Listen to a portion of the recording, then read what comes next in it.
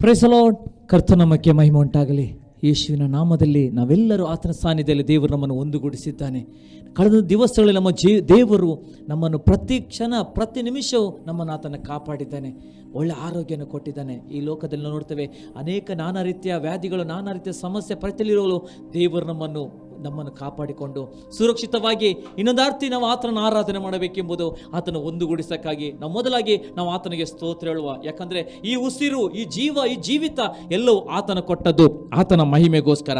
ನಾವು ಈ ಸಮಯದಲ್ಲಿ ನಾವು ಆರಾಧನೆಗೂ ಮುಂಚೆ ದೇವರ ವಾಕ್ಯದಲ್ಲಿ 91ನೇ ಕೀರ್ತನೆ ನಾವು ಅದನ್ನು ನೋಡ್ತೇವೆ. ದೇವಾಶ್ರಿತರು ಸುರಕ್ಷಿತವಾಗಿರೋದು. ನಾವು ಯಾವಾಗ ಸುರಕ್ಷಿತರಾಗಿರ್ಬೇಕಾ, ದೇವರಮ್ಮನ್ನು ಕಾಪಾಡಬೇಕಾ, ನಾವು ದೇವರ ಜೊತೆಯಲ್ಲಿ ನಡೆಯಬೇಕಾ, ದೇವರ ಆತನ ಒಂದು ಪ್ರೊಟೆಕ್ಷನ್, ಆತನ ಕವರೇಜ್ ನಮಗೆ ಬೇಕಾಗಿರುತ್ತೆ.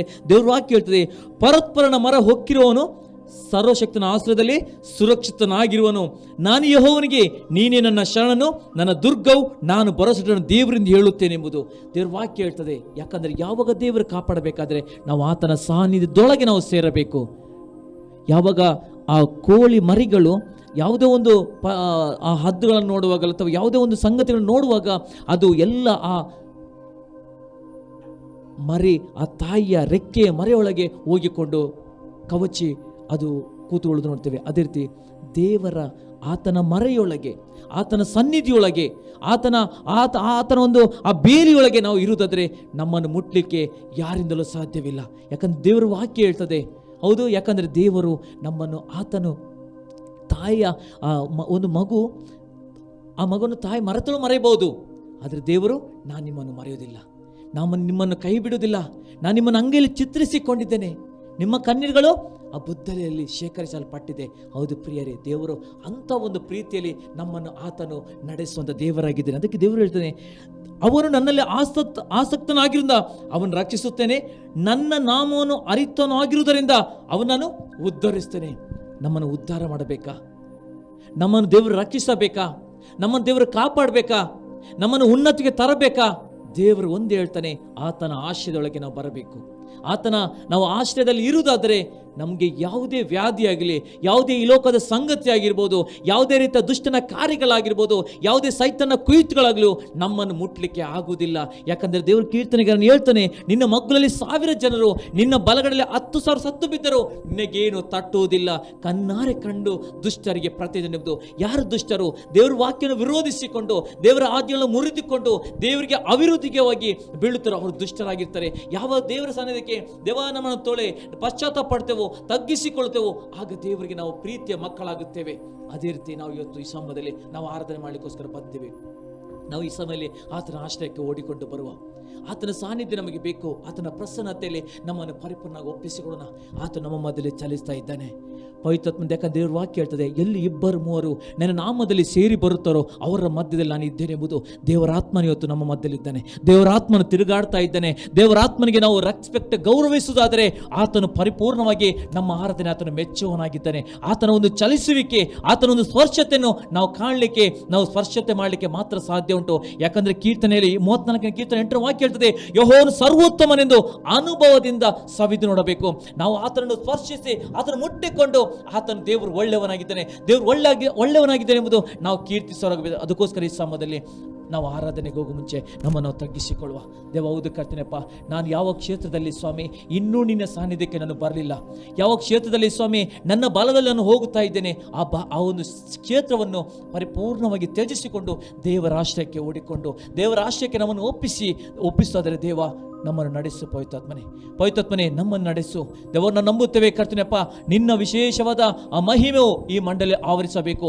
ಇದನ್ನು ನೋಡುವಂಥ ಒಬ್ಬರು ಜೀವಿತಲ್ಲೂ ದೇವ ಎಲ್ಲರೂ ನಿನ್ನ ಅಧೀನಕ್ಕೆ ಬರಬೇಕು. ನಿನ್ನ ಆಶಯಕ್ಕೆ ಓಡಿಕೊಂಡು ಬರುವಂಥ ಮಕ್ಕಳಾಗಿ ನೀನು ಮಾರ್ಪಡಿಸಬೇಕಾಗಿ ಪ್ರಾರ್ಥಿಸಿಕೊಳ್ತೇವೆ. ಯಾವುದೇ ವ್ಯಾಧಿ ಇರ್ಬೋದು, ಯಾವುದೇ ಸಂಕಟ ಇರ್ಬೋದು, ಯಾವುದೇ ಪರಿಸ್ಥಿತಿ ಇರ್ಬೋದು, ಆದರೆ ಯೇಸುವಿನ ಆ ಒಂದು ಆಶ್ರಯಕ್ಕೆ ಬರುವುದಾದರೆ, ಯೇಸುವಿನ ಪರಸ್ಪರನ ಮರ ಹೊಕ್ಕಿರುವುದಾದರೆ ದೇವರು ಹೇಳ್ತಾನೆ, ನಾನು ನಿಮಗೆ ಬಿಡುಗಡೆ ಕೊಡ್ತೇನೆ, ನಾನು ನಿಮಗೆ ಆಶೀರ್ವಾದ ಮಾಡ್ತೇನೆ, ನಾನು ನಿಮ್ಮನ್ನು ಉದ್ಧರಿಸ್ತೇನೆ, ನಾನು ನಿಮ್ಮನ್ನು ಕಾಪಾಡುತ್ತೇನೆ ಎಂಬುದು. ಈ ಮೇರೆಗೆ ಪವಿತ್ರಾತ್ಮನೇ ನೀನು ಕಾಪಾಡಿದಕ್ಕಾಗಿ ಸ್ತೋತ್ರ. ಈ ಆರಾಧನೆ ಮುಖಾಂತರ ಅನೇಕರ ಜೀವಿತದಲ್ಲಿ ನೀನು ಕಟ್ಟುವುದಕ್ಕಾಗಿ ಸ್ತೋತ್ರ. ಅನೇಕರ ಜೀವಿತವನ್ನು ಬದಲಾಯಿಸಕ್ಕಾಗಿ ನಾನು ಸ್ತೋತ್ರ. ಪರಿಶುದ್ಧಾತ್ಮನೇ, ಪ್ರಾರಂಭದ ಕಡತನಕ್ಕೆಲ್ಲ ಯೇಸುವೆ ನಿಮ್ಮ ಕಾಳಿಗೆ ಒಪ್ಪಿಸಿಕೊಡ್ತೇವೆ. ನಮ್ಮ ನಡೆಸು ನೀನು ಮಹಿಮೆ ಒಂದು. ಯೇಸುವಿನ ನಾಮದಲ್ಲಿ ಪ್ರಾರ್ಥನೆ ಬೇಡೊಂದೇನೆ ತಂದೆ, ಆಮೆನ್. Praise the Lord. ಕರ್ತನಾಮಕ್ಕೆ ಮಹಿಮೆ ಉಂಟಾಗಲಿ.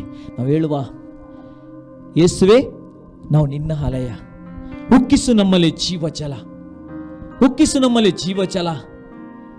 ಯಾಕಂದರೆ ಕೊರಿಂಥದಲ್ಲಿ ನಾವು ನೋಡ್ತೇವೆ, ನೀವು ದೇವರ ಆಲಯವಾಗಿದ್ದೀರಲ್ಲ, ದೇವರ ಆತ್ಮ ನಿಮ್ಮಲ್ಲಿ ವಾಸ ಮಾಡ್ತಾ ಗೊತ್ತಿಲ್ಲವೋ? ದೇವರ ಆತ್ಮ ನಮ್ಮಲ್ಲಿ ವಾಸ ಮಾಡ್ತಾ ಇದ್ದಾನೆ. ನಾವು ದೇವರ ಆಲಯವಾಗಿದ್ದೇವೆ. ನಾವು ಹೌದು ಆಗಿರುವಾಗ ನಾವು ಖಂಡಿತವಾಗಿಯೂ ಇದರೊಳಗಿಂದ ಆತ್ಮದೊಳಗೆ ಆತನ ಪವಿತ್ರಾತ್ಮನ ಶಕ್ತಿಯನ್ನು, ಪವಿತ್ರಾತ್ಮನ ಆ ಒಂದು ಹೊಳೆಯನ್ನು ಆತನು ಬಿಡುಗಡೆ ಮಾಡುವಂತ ದೇವರಾಗಿದ್ದಾನೆ. ಅದಕ್ಕೋಸ್ಕರ ನಾವೆಲ್ಲರೂ ಕೈಗಳನ್ನು ತಟ್ಟುತ್ತಾ ಆತನ ನಾಮವನ್ನು ಈ ಸಮಯದಲ್ಲಿ ಕೀರ್ತಿಸುವ. ಥ್ಯಾಂಕ್ ಯು ಗಾಡ್ ರಾಜ. Holy Spirit, Jesus, Lord, hallelujah.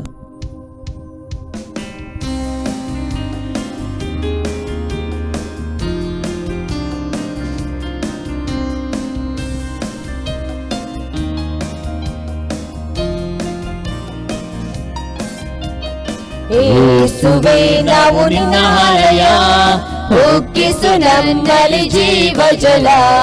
ಯೇಸುವೇ ನಾವು ನಿನ್ನ ಆಲಯ, ಉಕ್ಕಿಸು ನಮ್ಮಲ್ಲಿ ಜೀವಜಲ. ಜಲ ಜಲ ಜಲ ಜಲ ಜೀವ ಜಲ, ಇದು ದೇವರ ಆತ್ಮನ ಬಲ. ಜಲ ಜಲ ಜಲ ಜಲ ಜೀವ ಜಲ, ಇದು ದೇವರ ಆತ್ಮನ ಬಲ. ಯೇಸುವೇ ನಾವು ನಿನ್ನ ಆಲಯ, ಉಕ್ಕಿಸು ನಮ್ಮಲ್ಲಿ ಜೀವಜಲ. ಯೇಸುವೇ ನಾವು ನಿನ್ನ ಆಲಯ, ಉಕ್ಕಿಸು ನಮ್ಮಲ್ಲಿ ಜೀವಜಲ. ಓಡಿ ನಾವು ತಣಿಯದಂತೆ, ನಡೆದು ನಾವು ಬಳಲದಂತೆ. ಓಡಿ ನಾವು ದಣಿಯದಂತೆ, ನಡೆದು ನಾವು ಬಳಲದಂತೆ. ದಯಪಾಲಿಸು ನಿನ್ನ ಆತ್ಮನ ಬಲ, ದಯಪಾಲಿಸು ನಿನ್ನ ಆತ್ಮನ ಬಲ. ಜಲ ಜಲ ಜಲ ಜಲ ಜೀವ ಜಲ, ಇದು ದೇವರ ಆತ್ಮನ ಬಲ. ಜಲ ಜಲ ಜಲ ಜಲ ಜೀವ ಜಲ, ಇದು ದೇವರ ಆತ್ಮನ ಬಲ. ಯೇಸುವೇ ನಾವು ನಿನ್ನ ಆಲಯ, ಉಕ್ಕಿಸು ನಮ್ಮಲ್ಲಿ ಜೀವಜಲ. ಯೇಸುವೇ ನಾವು ನಿನ್ನ ಆಲಯ, ಉಕ್ಕಿಸು ನಮ್ಮಲ್ಲಿ ಜೀವಜಲ. ದುರಾತ್ಮ ಸೇನೆಗಳ ಮೇಲೆ ನಾವು ಹೋರಾಡಿ ಜಯ ಹೊಂದಲು. ದುರಾತ್ಮ ಸೇನೆಗಳ ಮೇಲೆ ನಾವು ಹೋರಾಡಿ ಜಯ ಹೊಂದಲು. ದಯಪಾಲಿಸು ನಿನ್ನ ಆತ್ಮನ ಬಲ, ದಯಪಾಲಿಸು ನಿನ್ನ ಆತ್ಮನ ಬಲ. ಜಲ ಜಲ ಜಲ ಜಲ ಜೀವ ಜಲ, ಇದು ದೇವರ ಆತ್ಮನ ಬಲ. ಜಲ ಜಲ ಜಲ ಜಲ ಜೀವ ಜಲ, ಇದು ದೇವರ ಆತ್ಮನ ಬಲ. ಯೇಸುವೇ ನಾವು ನಿನ್ನ ಆಲಯ, ಉಕ್ಕಿಸು ನನ್ನಲ್ಲಿ ಜೀವಜಲ. ಯೇಸುವೇ ನಾವು ನಿನ್ನ ಆಲಯ, ಉಕ್ಕಿಸು ನಮ್ಮಲ್ಲಿ ಜೀವಜಲ. ಅಂಧಕಾರ ಶಕ್ತಿಗಳ ಮೇಲೆ ನಾವು ಹೋರಾಡಿ ಜಯ ಹೊಂದಲು. ಅಂಧಕಾರ ಶಕ್ತಿಗಳ ಮೇಲೆ ನಾವು ಹೋರಾಡಿ ಜಯ ಹೊಂದಲು. ದಯಪಾಲಿಸು ನಿನ್ನ ಆತ್ಮನ ಬಲ, ದಯಪಾಲಿಸು ನಿನ್ನ ಆತ್ಮನ ಬಲ. ಜಲ ಜಲ ಜಲ ಜಲ ಜೀವ ಜಲ, ಇದು ದೇವರ ಆತ್ಮನ ಬಲ. ಜಲ ಜಲ ಜಲ ಜಲ ಜೀವ ಜಲ, ಇದು ದೇವರ ಆತ್ಮನ ಬಲ.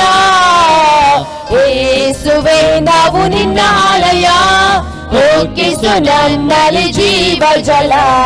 ಯೇಸುವೇ ನಾವು ನಿನ್ನ ಆಲಯ, ಉಕ್ಕಿಸು ನಮ್ಮಲ್ಲಿ ಜೀವಜಲ. ದುರಾತ್ಮ ಸೇನೆಗಳ ಮೇಲೆ ನಾವು ಹೋರಾಡಿ ಜಯ ಹೊಂದಲು. ದುರಾತ್ಮ ಸೇನೆಗಳ ಮೇಲೆ ನಾವು ಹೋರಾಡಿ ಜಯ ಹೊಂದಲು. ದಯಪಾಲಿಸು ನಿನ್ನ ಆತ್ಮನ ಬಲ, ದಯಪಾಲಿಸು ನಿನ್ನ ಆತ್ಮನ ಬಲ. ಜಲ ಜಲ ಜಲ ಜಲ ಜೀವ ಜಲ, ಇದು ದೇವರ ಆತ್ಮನ ಬಲ. ಜಲ ಜಲ ಜಲ ಜಲ ಜೀವ ಜಲ, ಇದು ದೇವರ ಆತ್ಮನ ಬಲ.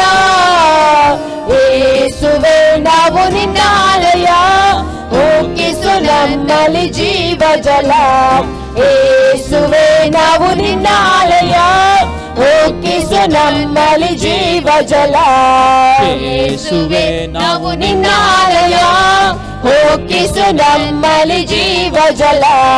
ಯೇಸುವೆ ನಾವು ನಿನ್ನ ಆಲಯ, ಉಕ್ಕಿಸು ನಮ್ಮಲ್ಲಿ ಜೀವ ಜಲ. ಜೀವ ಜಲ ಕರ್ತನಪ್ಪ, ಹೊರತೆಗಳಾಗಿ ಸ್ವಾಮಿ ಅಪ್ಪ. ಹೌದು ಕರ್ತನಪ್ಪ, ನೀನು ಯೋಹಾನ ಸುವಾರ್ತೆಯಲ್ಲಿ ಹೇಳಿದೆ ಸ್ವಾಮಿ, ಯಾರಿಗೆ ಬಾಯಾರಿಕೆ ಆಗಿದೆಯೋ ಅವರು ಬಂದು ಕುಡಿಯಲಿ ಎಂಬುದು ಸ್ವಾಮಿ. ದೇವ ನಿನ್ನ ಹೊಟ್ಟೆಯೊಳಗಿಂದ ಜೀವಧಾರೆಗಳು ಹೊರಡುವವು ಎಂಬುದು ಸ್ವಾಮಿ. ದೇವದ ಕರ್ತನಪ್ಪ, ದೇವ ಯಾರೋ ನಿನ್ನ ಹೌದು ಕರ್ತನಪ್ಪ ಈ ನೀರನ್ನು ಕುಡಿದವರು ದೇವ ಎಂದಿಗೂ ಅವರಿಗೆ ನೀರಡಿಕೆ ಆಗುವುದಿಲ್ಲ.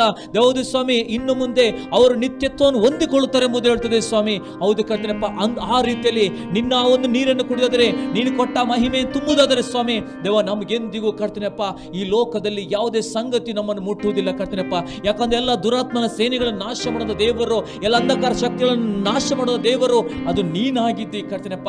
ದೇವ ನಮಗೆ ಯಾವುದೇ ಒಂದು ದೇವ ಕುಂದಿಸಿಕೆ ಬರುವುದಿಲ್ಲ, ನಾವೇನು ಚಿಂತಿಸುವುದಿಲ್ಲ, ನಾವು ಓಡಿ ದಣಿಯುವುದಿಲ್ಲ, ನಾವು ಬಳಲಿ ಹೋಗುವುದಿಲ್ಲ ಸ್ವಾಮಿ. ನಮಗೆ ಹೊಸ ಬಲ, ಒಂದು ಯೌವನದ ಬಲ, ಒಂದು ಹದ್ದಿನಂತೆ ಸ್ವಾಮಿ ಹಾರಾಡುವಂತ ಬಲವನ್ನು ಕೊಡುವಂತ ದೇವರು ನೀನದಕ್ಕಾಗಿ ಸ್ತೋತ್ರ.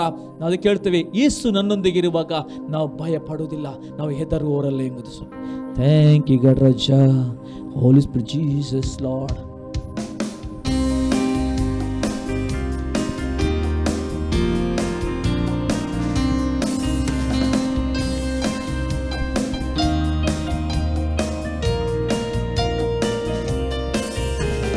ಯೇಸು ನನ್ನೊಂದಿಗಿರುವಾಗ ನನಗೆ ಭಯವೇ ಇಲ್ಲ. ನನ್ನ ಯೇಸು ನನ್ನೊಂದಿಗಿರುವಾಗ ನನಗೆ ಭಯವೇ ಇಲ್ಲ. ನನಗಾಗಿ ಯುದ್ಧ ಮಾಡಿ, ನನಗಾಗಿ ಯುದ್ಧ ಮಾಡಿ ಜಯವನ್ನು ನೀಡಿದನು, ಜಯವನ್ನು ನೀಡಿದನು. ಯೇಸು ನನ್ನೊಂದಿಗಿರುವಾಗ ನನಗೆ ಭಯವೇ ಇಲ್ಲ. ನನ್ನ ಯೇಸು ನನ್ನೊಂದಿಗಿರುವಾಗ ನನಗೆ ಭಯವೇ ಇಲ್ಲ. ಕಹಿಯಾದ ನೀರನ್ನು ಸಿಹಿಯಾಗಿ ಮಾರ್ಪಡಿಸಿದವನು ನನ್ನ ಕರ್ತನು. ಕಹಿಯಾದ ನೀರನ್ನು ಸಿಹಿಯಾಗಿ ಮಾರ್ಪಡಿಸಿದವನು ನನ್ನ ಕರ್ತನು. ಮಾರ್ಪಡದ ನನ್ನನ್ನು, ಮಾರ್ಪಡದ ನನ್ನನ್ನು ಮಾರ್ಪಡಿಸಿದ ಯೇಸು, ಮಾರ್ಪಡಿಸಿದ ಯೇಸು. ಯೇಸು ನನ್ನೊಂದಿಗಿರುವಾಗ ನನಗೆ ಭಯವೇ ಇಲ್ಲ. ನನ್ನ ಯೇಸು ನನ್ನೊಂದಿಗಿರುವಾಗ ನನಗೆ ಭಯವೇ ಇಲ್ಲ. ಕತ್ತಲ ಕಣಿವೆಯಲ್ಲಿ ನಡೆಯುವಾಗಲೂ ಬೆಳಕಾದ ನನ್ನೇಸು. ಕತ್ತಲ ಕಣಿವೆಯಲ್ಲಿ ನಡೆಯುವಾಗಲೂ ಬೆಳಕಾದ ನನ್ನೇಸು. ಹೊಸ ಜೀವ, ಹೊಸ ಬಾಳು, ಹೊಸ ಜೀವ, ಹೊಸ ಬಾಳು ನನಗೆ ನೀಡಿದನು, ನನಗೆ ನೀಡಿದನು. ಯೇಸು ನನ್ನೊಂದಿಗಿರುವಾಗ ನನಗೆ ಭಯವೇ ಇಲ್ಲ. ನನ್ನ ಯೇಸು ನನ್ನೊಂದಿಗಿರುವಾಗ ನನಗೆ ಭಯವೇ ಇಲ್ಲ. ನಂಬಿದ ಮನುಷ್ಯರೆಲ್ಲ ಕೈ ಬಿಟ್ಟರು, ಕೈ ಬೀಳದಂತೆ ಕಾಪಾಡಿದ. ನಂಬಿದ ಮನುಷ್ಯರೆಲ್ಲ ಕೈ ಬಿಟ್ಟರು, ಕೈ ಬಿಡದಂತೆ ಕಾಪಾಡಿದ. ನನ್ನ ಕರೆದವ ನಂಬಿಗಸ್ತನು, ನನ್ನ ಕರೆದವ ನಂಬಿಗಸ್ತನು. ಕಡೆವರೆಗೂ ಕಾಯುವನು, ಕಡೆವರೆಗೂ ಕಾಯುವನು. ಯೇಸು ನನ್ನೊಂದಿಗಿರುವಾಗ ನನಗೆ ಭಯವೇ ಇಲ್ಲ. ನನ್ನ ಯೇಸು ನನ್ನೊಂದಿಗಿರುವಾಗ ನನಗೆ ಭಯವೇ ಇಲ್ಲ. ಕಹಿಯಾದ ನೀರನ್ನು ಸಿಹಿಯಾಗಿ ಮಾರ್ಪಡಿಸಿದವನು ನನ್ನ ಕರ್ತನು. ಕಹಿಯಾದ ನೀರನ್ನು ಸಿಹಿಯಾಗಿ ಮಾರ್ಪಡಿಸಿದವನು ನನ್ನ ಕರ್ತನು. ಮಾರ್ಪಡದ ನನ್ನನ್ನು, ಮಾರ್ಪಡದ ನನ್ನನ್ನು ಮಾರ್ಪಡಿಸಿದ ಯೇಸು, ಮಾರ್ಪಡಿಸಿದ ಯೇಸು. ಯೇಸು ನನ್ನೊಂದಿಗಿರುವಾಗ ನನಗೆ ಭಯವೇ ಇಲ್ಲ. ನನ್ನ ಯೇಸು ನನ್ನೊಂದಿಗಿರುವಾಗ ನನಗೆ ಭಯವೇ ಇಲ್ಲ. ನಂಬಿದ ಮನುಷ್ಯರೆಲ್ಲ ಕೈ ಬಿಟ್ಟರು, ಕೈ ಬಿಡದಂತೆ ಕಾಪಾಡಿದ. ನಂಬಿದ ಮನುಷ್ಯರೆಲ್ಲ ಕೈ ಬಿಟ್ಟರು, ಕೈ ಬಿಡದಂತೆ ಕಾಪಾಡಿದ. ನನ್ನ ಕರೆದವ ನಂಬಿಗಸ್ತನು, ನನ್ನ ಕರೆದವ ನಂಬಿಗಸ್ತನು. ಕಡೆವರೆಗೂ ಕಾಯುವನು, ಕಡೆವರೆಗೂ ಕಾಯುವನು. ಯೇಸು ನನ್ನೊಂದಿಗಿರುವಾಗ ನನಗೆ ಭಯವೇ ಇಲ್ಲ. ನನ್ನ ಯೇಸು ನನ್ನೊಂದಿಗಿರುವಾಗ ನನಗೆ ಭಯವೇ ಇಲ್ಲ. ನನಗಾಗಿ ಯುದ್ಧ ಮಾಡಿ, ನನಗಾಗಿ ಯುದ್ಧ ಮಾಡಿ ಜಯವನ್ನು ನೀಡಿದನು, ಜಯವನ್ನು ನೀಡುವನು. ಯೇಸು ನನ್ನೊಂದಿಗಿರುವಾಗ ನನಗೆ ಭಯವೇ ಇಲ್ಲ. ನನ್ನ ಯೇಸು ನನ್ನೊಂದಿಗಿರುವಾಗ ನನಗೆ ಭಯವೇ ಇಲ್ಲ. ಓ ಯೇಸುವೆ, ನೀನು ಇರುವಾಗ ಕರ್ತನಪ್ಪ ಭಯವೇ ಇಲ್ಲ ಕರ್ತನಪ್ಪ ರಾಜ. ಹೌದು ಸ್ವಾಮಿ, ನೀನು ನಮ್ಮ ಪಕ್ಷ ಇರುವುದಾದರೆ ಸ್ವಾಮಿ, ದೇವ ಯೆಹೋಶುವನು ಹೇಳಿದೆ ಸ್ವಾಮಿ. ಹೌದು ಕರ್ತನಪ್ಪ, ನಾನು ನಿಮ್ಮ ಜೊತೆಯಲ್ಲಿ. ನೀವು ಖಾಲಿ ಹೊರಡಿರಿ, ಯುದ್ಧ ನಿಮ್ಮದಲ್ಲ, ಯುದ್ಧ ನನ್ನದು. ನೀವು ಸುಮ್ಮನೆ ನಿಂತುಕೊಂಡು ನೋಡಿರಿ ಎಂಬುದು ಹೇಳಿದೆ ಕರ್ತನಪ್ಪ ರಾಜ. ಹೌದು ಕರ್ತನಪ್ಪ, ನಮಗೋಸ್ಕರ ಯುದ್ಧ ಮಾಡೋದು ದೇವರು, ನಮಗೋಸ್ಕರ ಎಲ್ಲ ವೈರಿಗಳನ್ನು ಅಟ್ಟಿಸಿ ಅಟ್ಟಿಸಿ ದೇವ ನಾಶ ಮಾಡೋದು ದೇವರು ನೀನಾಗಿದ್ದೆ ಕರ್ತನಪ್ಪ ರಾಜ. ಹೌದು ಸ್ವಾಮಿ, ಆ ದಾವೀದನು ಆ ಯೆಹೋವನ ನಾಮದಲ್ಲಿ, ಆ ಯೆಹೋವನ ಹೆಸರಿನಿತ್ತು ಎಲ್ಲ ಗೊಲ್ಯಾತನ ಎಲ್ಲ ಫಿಲಿಷ್ಟಿಯ ಸೈನ್ಯಗಳನ್ನು ನಾಶ ಮಾಡಿದ ನೋಡ್ತೇವೆ. ಆದರೆ ಯುದ್ಧ ಮಾಡಿದ ನೀನು ಸ್ವಾಮಿ. ದೇವದ ಕರ್ತನಪ್ಪ, ಯಾವಾಗ ದೇವದ ಸ್ವಾಮಿ ನಿನ್ನಲ್ಲಿ ದೇವ ಭರವಸೆ ಇಟ್ಟುಕೊಂಡು ನೀನು ಜೊತೆಯಲ್ಲಿ ಇರುವುದಾದ್ರೆ ಸ್ವಾಮಿ, ಎಲ್ಲ ಶತ್ರು ಪಾಳೆಗಳು ಅದು ನಾಶವಾಗಿ ಓಡಿ ಹೋಗುವುದು ಕರ್ತನಪ್ಪ. ಯಾಕಂದ್ರೆ ಸ್ವಾಮಿ, ಆ ಕಹಿಯಾದ ನೀರನ್ನು ಸಿಹಿಯಾಗಿ ಮಾರ್ಪಡಿಸಿಕೊಂಡು ಅಂತ ಕೆಂಪು ಸಮುದ್ರವನ್ನು ಇಬ್ಬಾಗ ಮಾಡಿಕೊಂಡು ಆ ಬಂಡೆಯಲ್ಲಿ ನೀರನ್ನು ಕೊಟ್ಟು ಸ್ವಾಮಿ, ಮೇಘ ಸ್ತಂಭ ಅಗ್ನಿ ಸ್ತಂಭ ಇದ್ದುಕೊಂಡು ಅವರನ್ನು ಕಾಪಾಡಿ ನಡೆಸಿಕೊಂಡು 40 ವರ್ಷಗಳು ಅವರ ಬಟ್ಟೆಯು ಜೀರ್ಣವಾಗಿಲ್ಲ, ಅವರ ಚಪ್ಪಲು ಸವೆಯಲಿಲ್ಲ, ಅವರ ಪೋಷಿಸಿ ಸಂರಕ್ಷಣೆ ದೇವರೇ. ಅಂತ ಜೀವಂತುಳ್ಳ ದೇವರು ಇವತ್ತಿಗೂ ಅದ್ಭುತ ಮಾಡಲು ನೀನು ಶಕ್ತಿಯುಳ್ಳ ದೇವರಾಗಿದ್ದಿ ಕರ್ತನಪ್ಪ. ದೇವ, ಅದಕ್ಕೋಸ್ಕರ ನಾವು ಹೇಳ್ತೇವೆ ಸ್ವಾಮಿ ಅಪ್ಪ, ಅದಕ್ಕೋಸ್ಕರ ನಮ್ಮನ್ನು ಕೊಂಡಾಡ್ತೇವೆ, ಅದಕ್ಕೋಸ್ಕರ ನಾವು ಹೇಳ್ತೇವೆ ನಮ್ಮ ಆಶ್ರಯ ನೀನಾಗಿದ್ದಿ. ನಿನ್ನ ಪ್ರೀತಿಯು ಅದು ಕಡಿಮೆ ಆಗಲಿಲ್ಲ, ನಿನ್ನ ಪ್ರೀತಿ ಕಡಿಮೆ ಆಗಲಿಲ್ಲ ಸ್ವಾಮಿ. ನಮ್ಮ ಉಸಿರು, ನಮ್ಮ ಜೀವಿತ ಎಲ್ಲವನ್ನು ಪರಿಪೂರ್ಣ ಸಮರ್ಪಣೆ ಮಾಡ್ತಾ ಕೊನೆಯದಾಗಿ ನಾವೆಲ್ಲರೂ ನಮ್ಮನ್ನು ತಗ್ಗಿಸಿಕೊಳ್ಳುವ. ನನ್ನ ಆಶ್ರಯವು ನೀನಾಗಿದ್ದುಕೊಂಡು ಆತನಿಗೆ ಸಮರ್ಪಣೆ ಮೊದಲಿಗೆ ಈ ಸಮಯದಲ್ಲಿ ಈ ಹಾಡನ್ನು ಆತನಿಗೆ ನಾವು ಒಪ್ಪಿಸಿಕೊಳ್ಳೋಣ. Holy spirit Jesus, holy spirit, thank you God.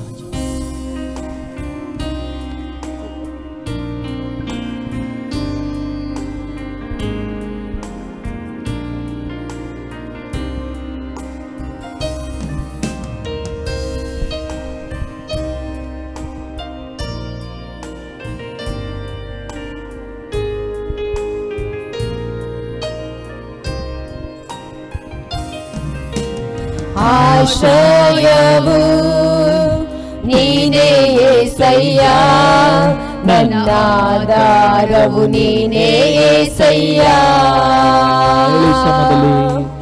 ಆಶ್ರಯವು ನೀನೇ యేసయ్య, ನನ್ನ ಆಧಾರವು ನೀನೇ యేసయ్య.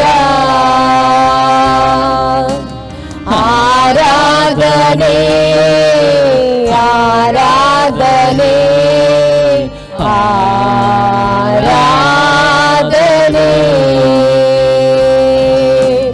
ಆರಾಧನೆ ಆರಾಧನೆ ಆರಾಧನೆ.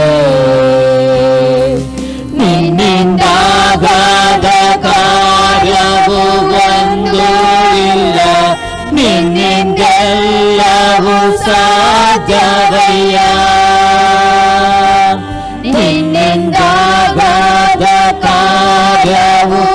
ಒಂದು ಇಲ್ಲ, ನಿನ್ನಿಂದೆಲ್ಲವೂ ಸಾಧ್ಯವಯ್ಯ. ಇದುವರೆಗೂ ನನ್ನ ನಡೆಸಿದ ಎಬಿನೇಜರ್ ನೀನೇ ಅಯ್ಯ.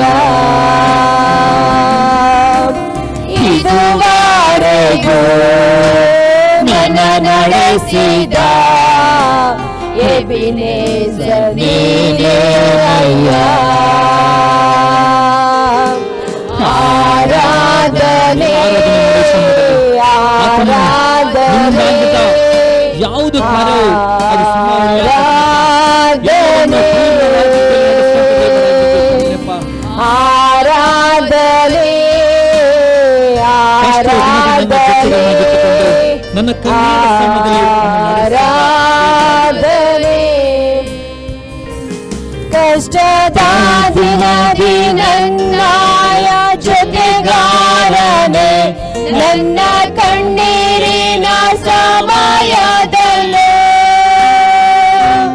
ಕಷ್ಟದ ದಿನದಿ ನನ್ನಾಯ ಜೊತೆಗಾರನೆ, ನನ್ನ ಕಣ್ಣೀರಿನ ಸಮಯದಲ್ಲೇ. ನನ್ನ ಕಾಣುವ ನನ್ನ ಒಡೆಯನೇ, ಎಲ್ರೋಹಿ ನೀನೇನಯ್ಯ. ನನ್ನ ಕಾಣುವ ನನ್ನ ಒಡೆಯನೇ, ಎಲ್ರೋಹಿ ನೀನೇನಯ್ಯ. ಆರಾಧನೆ ಕಷ್ಟದ ಸಮಯದಲ್ಲಿ, ಕಣ್ಣೀರಿನ ಸಮಯದಲ್ಲೂ ಆತನ ನಾವು ಆತನ ಧ್ವನಿಯನ್ನು ಬಿಡುಗಡೆ ಶಕ್ತನಾದ ದೇವರು. ಆರಾಧನೆ ಆರಾಧನೆ ಆರಾಧನೆ. ನಿನ್ನ ಪ್ರೀತಿಯೇ ನನಗೆ ಸಾಕು ಅಯ್ಯ, ನಿನ್ನ ನೆರಳಲ್ಲಿ ಬದುಕುವೆನು. ನಿನ್ನ ಪ್ರೀತಿಯೇ ನನಗೆ ಸಾಕು ಅಯ್ಯ, ನಿನ್ನ ನೆರಳಲ್ಲಿ ಬದುಕುವೆನು.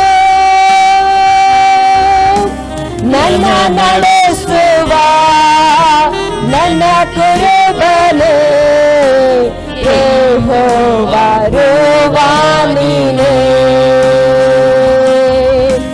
ನನ್ನ ನಡೆಸುವ ನನ್ನ ಕುರುಬನೇ, ಯೆಹೋವರುವ ನೀನೇ. ಆರಾಧನೆ ಸಮಯದಲ್ಲಿ ಆತನ ಆರಾಧನೆ ಮಾಡೋಣ. ಯಾಕಂದ್ರೆ ಆರಾಧನೆ ಆತನ ಯೋಧೆ, ಯಾಕಂದ್ರೆ ವಾಕ್ಯ ಹೇಳ್ತದೆ ಪ್ರೀತಿ ನಮಗೆ ಆತನ ಅಗಾಧವಾದ ಪ್ರೀತಿಯನ್ನು ತೋರಿಸಿದ್ದಾನೆ, ಆತನ ಅಗಮ್ಯವಾದ ಪ್ರೀತಿ ತೋರಿಸಿದ್ದಾನೆ. ಅದನ್ನು ಸಾಕು. ಆತನ ಎಬ್ನೇಜರಾಗಿ, ಎಲ್ರೋಹಿಯಾಗಿ, ಯೆಹೋವ ಶಾಲಮಾಗಿ. ಆರಾಧನೆ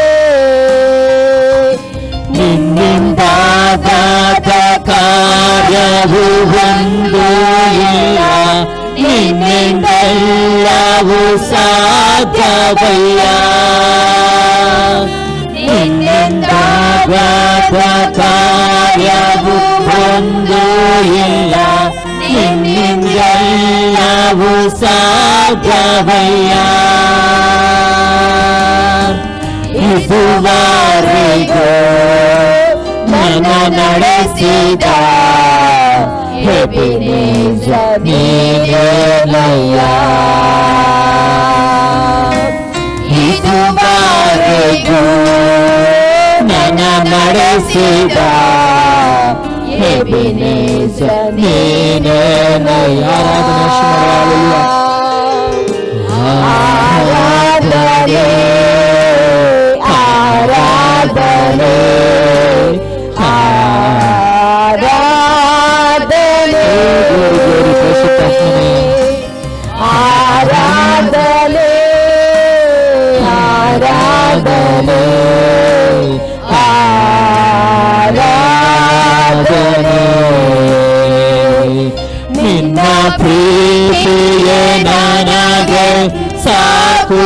ಅಯ್ಯ ನಿನ್ನ ನೆರಳಲ್ಲಿ ಬದುಕುವೆನು. ನಿನ್ನ ಪ್ರೀತಿಯೇ ನನಗೆ ಸಾಕು ಅಯ್ಯ, ನಿನ್ನ ನೆರಳಲ್ಲಿ ಬದುಕುವೆನು.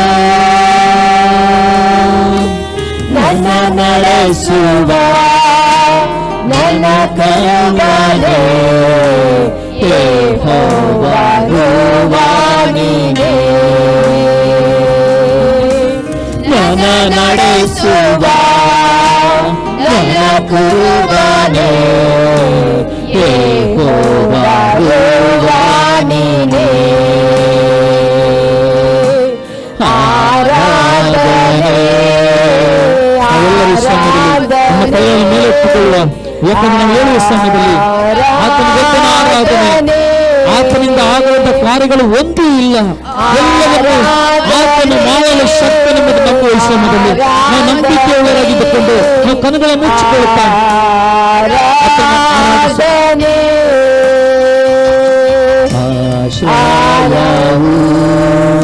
ನೀನೇ ಸಯ್ಯ, ನನ್ನ ಆಧಾರವು ನೀನೇ ಸಯ್ಯ. ಆಶ್ರಯವು ನೀನೇ ಸಯ್ಯ, ನನ್ನ ಆಧಾರವು ನೀನೇ ಸಯ್ಯ. ಆರಾಧನೆ ಆರಾಧನೆ ಸಾನ್ನಿಧ್ಯದಲ್ಲಿ ಆತನೊಬ್ಬನ ಆರಾಧಿಸುವ, ಆತನೊಬ್ಬನ ನೋಡುವ, ಆತನ ಸಾನ್ನಿಧ್ಯಕ್ಕೆ ನಮ್ಮನ್ನು ಪರಿಪೂರ್ಣ ಒಪ್ಪಿಸಿಕೊಡೋಣ. ಆತನ ಆಶ್ರಯಕ್ಕೆ ನಾವು ಓಡಿಕೊಳ್ಳುವ, ಆತನ ಸಾನ್ನಿಧ್ಯದಲ್ಲಿ ಆತನ ಅಪೇಕ್ಷಿಸುವ. ಓ ಯೇಸುವೇ, ದೇವಾನಿಗೆ ಸ್ತೋತ್ರ. ಅದ್ಭುತವಾಗಿ ಅದ್ಭುತ ಮಾಡುವಂತ ದೇವರೇ, ಮಹಿಮೆಯಾಗಿ ನೀವು ತುಂಬಿಸುವಂತ ದೇವರೇ, ನಿಮ್ಮ ಗೊತ್ತಲ್ಲ ಆರಾಧಿಸ್ತೇವೆ ಸ್ವಾಮಿ. ನಿನ್ನ ಮಹಿಮೆಯನ್ನು ತುಂಬಿ ಸ್ವಾಮಿ, ನಿನ್ನ ಮಹಿಮೆಯನ್ನು ತುಂಬಿಸು. ಎಲ್ಲ ಕಟ್ಟಲ್ಪಡೆಗಳು, ಎಲ್ಲ ರೀತಿಯ ಬಂಧನಗಳು, ಎಲ್ಲ ರೀತಿಯ ದುಷ್ಟಂತಂದಂತ ಅಡ್ಡಿಗಳು ಅದು ನೀಗಲ್ಪಡಲಿ. ಎಲ್ಲ ಸೈತನ ತೂಕುಗಳು ಮುರಿಯಲ್ಪಡಲಿ. ಎಲ್ಲ ಬಂಧನಗಳು, ಎಲ್ಲ ಯಾವ ಸಂಗತಿಗಳು ಆತನು ಅಡ್ಡಿಪಡಿಸಿದನು ಅದೆಲ್ಲವೂ ಸುಗಮವಾಗಿ ದಾರಿ ತೆರೆಯಲ್ಪಡಲಿ. ಆತನಿಗೋಸ್ಕರ ದೇವರ ಸಾನ್ನಿಧ್ಯಕ್ಕೆ, ದೇವರ ಆಶ್ರಯಕ್ಕೆ, ದೇವರ ಆಶ್ರಯಕ್ಕೆ ನಾವು ಬರಬೇಕಾದ್ರೆ ಆತನು ನಮ್ಮ ಪ್ರಾರ್ಥನೆ, ನಮ್ಮ ನಿಮಗೆ ಸ್ತೋತ್ರ ತಿಳಿಸು. ಕರ್ತ ನಿಮಗೆ ಸ್ತೋತ್ರ. ಪರಿಶುದ್ಧಾತ್ಮನೇ ನಿಮಗೆ ಮಹಿಮೆ ಉಂಟಾಗಲಿ ಸ್ವಾಮಿ. ದೇವರು ನೀನು ನಡೆಸಕ್ಕಾಗಿ ಸ್ತೋತ್ರ, ನಮ್ಮ ಜೊತೆಲಿದ್ದಕ್ಕಾಗಿ ಸ್ತೋತ್ರ. ಪರಿಶುದ್ಧಾತ್ಮನೇ, ನಾವು ನಂಬುತ್ತೇವೆ ಸ್ವಾಮಿ, ನಿನ್ನಿಂದ ಆಗದಂತ ಕಾರ್ಯಗಳು ಒಂದೂ ಇಲ್ಲ. ಹೌದು ಸ್ವಾಮಿ, ಎಲ್ಲವನ್ನು ಮಾಡೋ ಶಕ್ತ ದೇವರು ಸ್ವಾಮಿ. ಅಪ್ಪ, ಈ ಆಹಾರವನ್ನು ವೀಕ್ಷಿಸುವಂತ ಪ್ರತಿಯೊಂದು ಕುಟುಂಬದಲ್ಲೂ ನೀನು ಸಾಧ್ಯವನ್ನು ಮಾಡಾಗಿ ತೋರಿಸಿದ್ದಿ ಕರ್ತನಪ್ಪ. ಎಲ್ಲವರ ಕಣ್ಣೀರು, ಅವರ ದುಃಖ ವೇದನೆಗಳನ್ನು ಸ್ವಾಮಿ ನೀನು ನಿವಾರಿಸಕ್ಕಾಗಿ ಸ್ತೋತ್ರ. ಮುಂದಿನ ಸಮಯದಲ್ಲಿ ಸೇವಕರ ಮುಖಾಂತರ ವಾಕ್ಯದಲ್ಲಿ ಮಾತನಾಡುವಾಗ ಆ ಪ್ರತಿಯೊಂದು ಮಾತುಗಳು, ಪ್ರತಿಯೊಂದು ವಾಕ್ಯಗಳು ಅವರ ಜೀವಿತದಲ್ಲಿ ಸ್ವಾಮಿ ಅದು ಕಾರ್ಯಗತವಾಗಲಿ ಸ್ವಾಮಿ. ಒಂದು ಕುಟುಂಬಗಳು ಸ್ವಾಮಿ ನಿನಗೋಸ್ಕರ ಪರಿಶುದ್ಧಾತ್ಮನೆ ಪ್ರಜ್ವಲಿಸುವ ಪಾದದಲ್ಲಿ ದೇವ ಪ್ರತಿಯೊಂದು ಮಹಿಮೆಯಿಂದ ತುಂಬಿಸಬೇಕಾಗಿ ಪ್ರಾರ್ಥಿಸಿಕೊಳ್ಳುತ್ತೇವೆ. ಪ್ರಾರಂಭದ ಕರ್ತನಕ್ಕೆ ಎಲ್ಲವನ್ನ ಯೇಸುವೆ ನಿಮ್ಮ ಕಾಳಗೆ ಒಪ್ಪಿಸಿಕೊಡ್ತಾ ಈ ಪ್ರಾರ್ಥನೆ ಯೇಸುವಿನ ನಾಮದಲ್ಲಿ ಬೇಡಿ ಹೊಂದಿದ್ದೇವೆ ತಂದೆಯೇ, ಆಮೆನ್. Praise the lord. ದೇವರ ನಮ್ಮ ಸ್ತೋತ್ರವಾಗಲಿ. ನಾವು ದೇವರ ಸಂದೇಶಕ್ಕೋಸ್ಕರವಾಗಿ ಕಣ್ಣು ಮುಚ್ಚಿಕೊಂಡು ಪ್ರಾರ್ಥನೆ ಮಾಡೋಣ. ಪರಲೋಕದಲ್ಲಿರೋ ತಂದೆ ದೇವರೇ, ಯೇಸು ಕ್ರಿಸ್ತನ ನಾಮದಲ್ಲಿ ನಾವು ನಿನ್ನ ಪಾದ ಸನ್ನಿಧಾನಕ್ಕೆ ನಾವು ಬಂದಿದ್ದೇವೆ. ನಿನ್ನ ವಾಕ್ಯಗಳನ್ನು ಧ್ಯಾನ ಮಾಡೋದಕ್ಕೋಸ್ಕರವಾಗಿ ಈ ಸಂದೇಶವನ್ನು ಪವಿತ್ರ ಅಭಿಷೇಕಿಸು. ಪವಿತ್ರಾತ್ಮ ನಾನು ನಿನ್ನನ್ನು ಸ್ವಾಗತಿಸ್ತೇನೆ. ನಮ್ಮ ಒಳ್ಳೆಯ ಬೋಧಕನಾಗಿದ್ದುಕೊಂಡು ಈ ವಿಧದ ಸಂದೇಶದ ಮುಖಾಂತರ ನಿನ್ನ ಜನರ ಸಂಗಡ ಮಾತನಾಡು ಪವಿತ್ರಾತ್ಮನೆ. ಈ ವಾಕ್ಯನ ಕೇಳುವವರ ಪ್ರತಿಯೊಂದು ಆತ್ಮಕ್ಕೆ ಜೀವವನ್ನು, ಪ್ರೋತ್ಸಾಹವನ್ನು, ಭಕ್ತಿ ಅಭಿವೃದ್ಧಿಯನ್ನು ಉಂಟು ಮಾಡಿ ನಾನು ಬೇಡಿಕೊಳ್ತೇನೆ ಯೇಸು ಕ್ರಿಸ್ತನ ನಾಮದಲ್ಲಿ, ಆಮೇನ್. ಇವತ್ತನ್ನು ಧ್ಯಾನ ಮಾಡ್ತೇವೆ 1ನೇ ಯೋಹನ ಬರೆದ ಪತ್ರಿಕೆ 3ನೇ ಅಧ್ಯಾಯದಲ್ಲಿ 4ರಿಂದ 6ನೇ ವಾಕ್ಯ ತನಕ. 1 John 3:4-6. ಪಾಪ ಮಾಡುವ ಪ್ರತಿಯೊಬ್ಬನು ಅಧರ್ಮವನ್ನು ಮಾಡುವನಾಗಿದ್ದಾನೆ. ಪಾಪವು ಅಧರ್ಮವೇ. ಪಾಪಗಳನ್ನು ಹೋಗಲಾಡಿಸೋದಕ್ಕಾಗಿ ಕ್ರಿಸ್ತನು ಪ್ರತ್ಯಕ್ಷನಾದನೆಂಬುದು ನಿಮಗೆ ಗೊತ್ತಾಗಿದೆ. ಆತನಲ್ಲಿ ಪಾಪವಿಲ್ಲ. ಆತನ ನೆಲೆಗೊಂಡಿರುವವನು ಪಾಪ ಮಾಡನು. ಪಾಪ ಮಾಡು ಆತನು ಕಂಡವನಲ್ಲ, ತಿಳಿದವನಲ್ಲ. ಪ್ರಿಯರೇ, ಇಲ್ಲಿ ಅಪೊಸ್ತಲ ಯೋಹನ ಹೇಳ್ತಾನೆ, ಪಾಪ ಮಾಡುವ ಪ್ರತಿಯೊಬ್ಬನು ಅಧರ್ಮವನ್ನು ಮಾಡುವನಾಗಿದ್ದಾನೆ. ಮತ್ತು ಯಾರು ಪಾಪ ಮಾಡ್ತಾರೋ ಆತನ ಕಂಡವನಲ್ಲ, ತಿಳಿದವನಲ್ಲ. ಹಾಗಾದರೆ ಇದರ ಅರ್ಥ ಏನು? ಪಾಪ ಎಂದರೆ ಏನು? ಪಾಪ ಮಾಡುವವರಿಗೆ ಏನು ಆಗ್ತದೆ? ಇದರ ಕುರಿತು ನಾವು ವಿವರವಾಗಿ ನಾವು ನೋಡೋಪ್ರೆ, ಮೊದಲನೇ ಸಂಗತಿ ನೋಡ್ತೇವೆ, ಪಾಪ ಮಾಡುವವರಿಗೆ ದೇವರ ಶಿಕ್ಷೆಯು ಬರುತ್ತದೆ. ನಾವು ನೋಡ್ತೇವೆ ಇಬ್ರಿಯವರಿಗೆ ಬರೆದ ಪತ್ರಿಕೆ 10ನೇ ಅಧ್ಯಾಯದಲ್ಲಿ 26 ಮತ್ತು 27ನೇ ವಾಕ್ಯ. Hebrews 10 verse 26 and 27 verse. ಯಾಕೆಂದರೆ ಸತ್ಯದ ಪರಿಜ್ಞಾನವನ್ನು ನಾವು ಹೊಂದಿದ ಮೇಲೆ ಬೇಕೆಂದು ಪಾಪ ಮಾಡಿದರೆ ಪಾಪ ಪರಿಹಾರಕ್ಕಾಗಿ ಇನ್ನಾವ ಯಜ್ಞವೂ ಇರುವುದಿಲ್ಲ. ಅತ್ಯಂತ ಭಯದಿಂದ ಎದ್ದು ನೋಡತಕ್ಕ ನ್ಯಾಯ ತೀರ್ಪು, ದೇವರ ವಿರೋಧಿಗಳನ್ನು ದಹಿಸುವ ತೀಕ್ಷ್ಣದ ಅಗ್ನಿ ಇವೆ ನಮ್ಮ ಮುಂದೆ ಇರುವು. ಇಲ್ಲಿ ಅಪೊಸ್ತಲದ ಪೌಲ್ ಹೇಳ್ತಾನೆ, ಪ್ರೇರೆ ನಾವು ಯೋನೆ ಪಾಪ ಎಂದರೆ ಅಧರ್ಮ, ಅಂದರೆ ಪಾಪ ಅಂದರೆ ದೇವರ ಆಜ್ಞೆಯನ್ನು ಯಾರು ಮೀರುತ್ತಾರೋ ಅಥವಾ ಆ ಆಜ್ಞೆ ಅದಕ್ಕೆ ಪಾಪ ಎಂದು ಕರೆಯಲ್ಪಡುತ್ತೆ. ಯಾರು ಈ ದೇವರ ಆಜ್ಞೆ ಗೊತ್ತಿದ್ದುಕೊಂಡು, ಸತ್ಯ ಗೊತ್ತಿದ್ದುಕೊಂಡು ಪಾಪವನ್ನು ಮಾಡ್ತಾರೋ ಅವರಿಗೆ ಪಾಪದ ಶಿಕ್ಷೆ ಬರ್ತಾಗಿದೆ. ಇವತ್ತು ನೀವು ಯಾಕೆ ಪಾಪ ಮಾಡಬಾರ್ದು ಅಂದರೆ ವಾಕ್ಯ ಹೇಳ್ತದೆ, ಪಾಪ ಮಾಡುವುದೆಂದರೆ ಅರ್ಥ ದೇವರ ವಾಕ್ಯ ಅಥವಾ ದೇವರ ಆಜ್ಞೆ ನೀವು ಮೀರಿ ನಡೆಯುವುದು ಅಥವಾ ಅವಿಧರಾಗುವುದೇ ಪಾಪವಾಗಿದೆ. ಮತ್ತು ಯಾವಾಗ ನೀವು ಗೊತ್ತುಂಟು ಪಾಪ ಎಂದರೆ ಏನು ಗೊತ್ತುಂಟು, ಸತ್ಯನ ಹೊಂದಿಕೊಂಡು ಬೇಕೆಂದು ಪಾಪ ಮಾಡಿದರೆ ಪಾಪ ಮಾಡುವವರಿಗೆ ಶಿಕ್ಷೆ ಬರ್ತಾಗಿದೆ. ನಿಮಗೆ ಶಿಕ್ಷೆ ಬೇಡ, ದೇವರ ದಯೆ ನಿಮಗೆ ಬೇಕು, ದೇವರ ಆಶೀರ್ವಾದ ಬೇಕು, ದೇವರ ಕರುಣೆ ಬೇಕು. ಹಾಗಾದರೆ ನೀವು ಪಾಪವನ್ನು ಮಾಡಬಾರದು. ದೇವರ ವಾಕ್ಯಕ್ಕೆ ವಿಧೇಯರಾಗಿ ನಡೆಯುತ್ತಾರೆ, ದೇವರಲ್ಲಿ ನೆಲೆಗೊಳ್ಳುತ್ತೀರಿ. ಮತ್ತು ದೇವರ ವಾಕ್ಯದ ನೆಲೆಗೊಳ್ಳುವಾಗ ನಿಮಗೆ ದೇವರ ವಾಕ್ಯ ನಿಮಗೆ ಪಾಪ ಮಾಡಲಿಕ್ಕೆ ಅದು ಅಡ್ಡಿ ಮಾಡ್ತದೆ ಎಂಬುದರಲ್ಲಿ ಅಪೊಸ್ತಲ ಯೋಹನನಲ್ಲಿ ಹೇಳುತ್ತಾನೆ.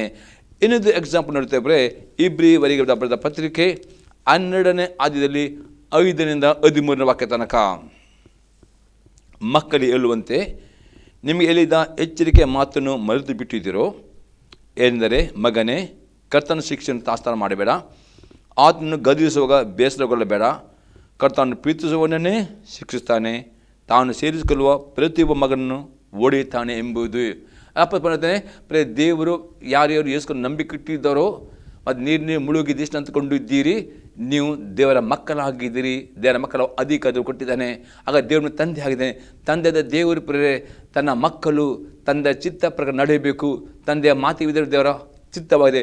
ಈ ದೇವರ ಚಿತ್ತಕ್ಕೆ ನೀವು ಅವಿಧಾಗಿ ನೋಡುವುದಾದರೆ, ಗೊತ್ತಿದ್ದುಕೊಂಡು ಪಾಪ ಮಾಡಿದರೆ, ಪರಲೋಕ ತಂದೆಯು ನಿಮ್ಮನ್ನು ಯೇಸು ಕ್ರಿಸ್ತನ ರಕ್ತದ ಮುಖಾಂತರ ನಿಮ್ಮನ್ನು ಕ್ರಯತ್ಕೊಂಡ ನಿಮಿತ್ತವಾಗಿ ನೀವು ನಿತ್ಯ ನರಕಕ್ಕೆ ಹೋಗಬಾರದು. ನಿಮಗೆ ಯೇಸು ಕ್ರಿಸ್ತನ ಮುಖಾಂತರ ನಿತ್ಯ ವಾಗ್ದಾನ ಮಾಡಿದ. ಅದಕ್ಕೋಸ್ಕರವಾಗಿ ಯಾರು ಪಾಪ ಮಾಡ್ತಾರೋ ಅವ್ರಿಗೆ ದೇವರು ಶಿಕ್ಷೆಗೆ ಒಳಪಡಿಸ್ತಾನೆ.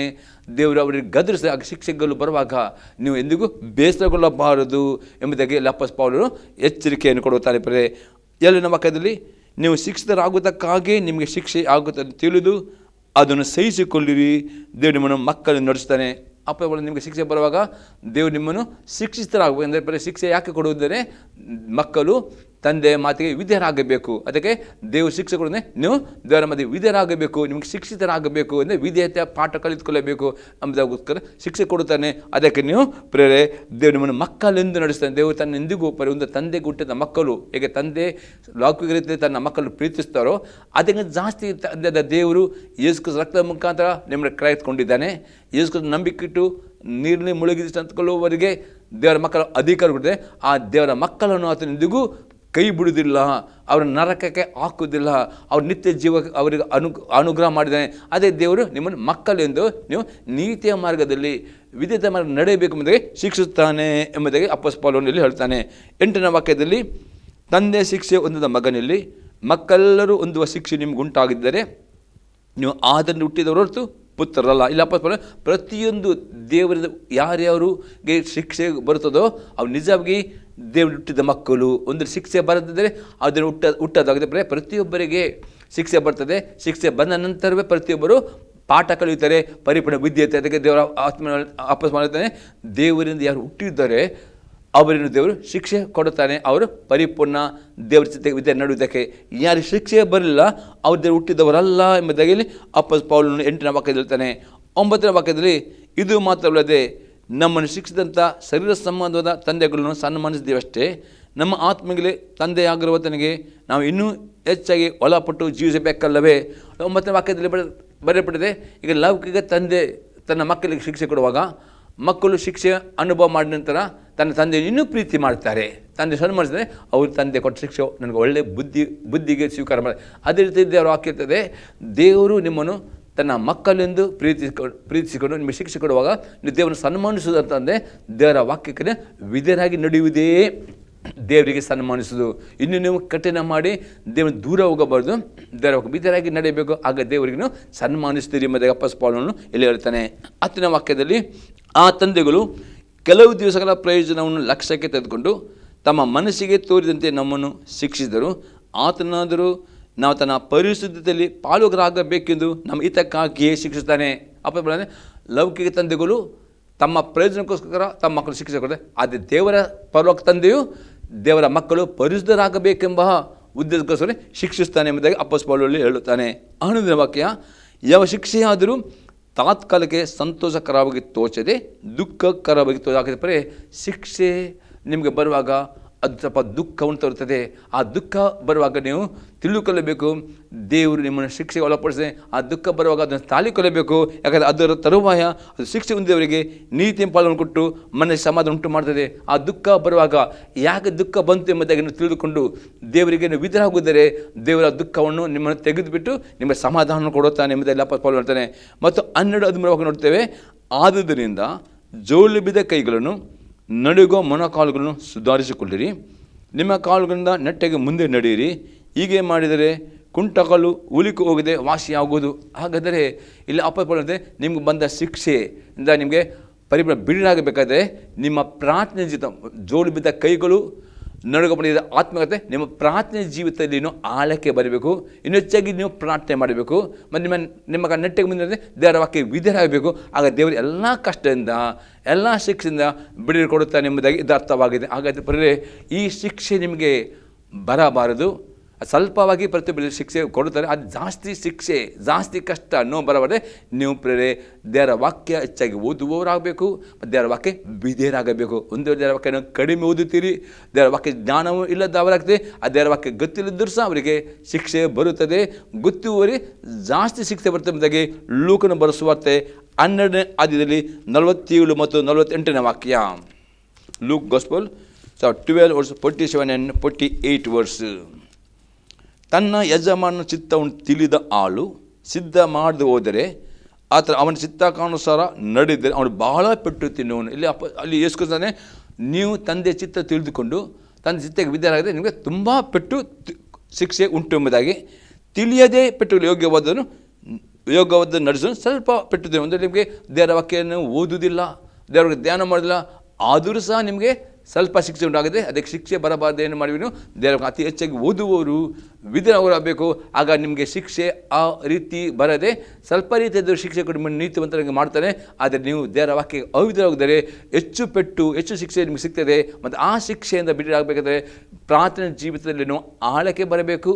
ಪ್ರಾರ್ಥನೆ ಜೀವಿತವನ್ನು ಸುಧಾರಿಸಿಕೊಳ್ಳಬೇಕು. ಇನ್ನೂ ಹೆಚ್ಚಾಗಿ ಪ್ರಾರ್ಥನೆ ಮಾಡೋರು ಪ್ರತಿ ಆದಿತ್ಯವಾರ ಕರ್ತನ ಸಭೆಗೆ ಬರುವವರು ಆಗಬೇಕು, ಉಪವಾಸ ಮಾಡುವವರಾಗಬೇಕು ಮತ್ತು ದೇವರ ವಾಕ್ಯಕ್ಕೆ ಪರಿಪೂರ್ಣ ವಿಧೇಯರಾಗುವಾಗ ಎಲ್ಲ ಕಷ್ಟದಿಂದ ಬಿಡುಗಡೆ ಕೊಡ್ತಾನೆ ಎಂದು ಅಪೊಸ್ತಲ ಪೌಲನು ಹೇಳುತ್ತಾನೆ. ಇನ್ನೊಂದು ಎಕ್ಸಾಂಪಲ್ ನೋಡ್ತೇವೆ. ಯಾಕೋಬನ ಬರೆದ ಪತ್ರಿಕೆ 2ನೇ ಅಧ್ಯಾಯದಲ್ಲಿ 1ನೇ ವಾಕ್ಯ ಮತ್ತು 8ರಿಂದ 13ನೇ ವಾಕ್ಯ. ನನ್ನ ಸಹೋದರರೇ, ಪ್ರಭಾವವುಳ್ಳ ನಮ್ಮ ಕರ್ತನಾದ ಯೇಸು ಕ್ರಿಸ್ತನಲ್ಲಿ ನಂಬಿಕೆಟ್ಟವರಾದ ನೀವು ಪಕ್ಷಪಾತಿಗಳಾಗಿರಬಾರದು. ಇಲ್ಲಿ ಅಪೊಸ್ತಲ ಯಾಕೋಬನು ಆ ಸಭೆ ಹೇಳ್ತಾನೆ, ದೇವರ ಮಕ್ಕಳು ಎಂದಿಗೂ ಪಕ್ಷಪಾತ ಮಾಡುವವರು ಆಗಬಾರದು, ಪಕ್ಷಪಾತಿಗಳಾಗಿರಬಾರದು ಎಂದು ಆಜ್ಞೆಯಲ್ಲಿ ಕೊಡುತ್ತಾನೆ. 8ನೇ ವಾಕ್ಯನ ಓದ್ತೇವೆ. ಆದರೂ ಶಾಸ್ತ್ರಕ್ಕೆ ಸರಿಯಾಗಿ ನಿನ್ನ ನೆರೆಯವನ್ನು ನಿನ್ನಂತೆಯೇ ಪ್ರೀತಿಸಬೇಕೆಂಬ ರಾಜಾಜ್ಞೆ ನೀವು ನೆರವೇರಿಸುತ್ತಿದ್ದರೆ ನೀವು ಒಳ್ಳೆಯದನ್ನು ಮಾಡುವವರು.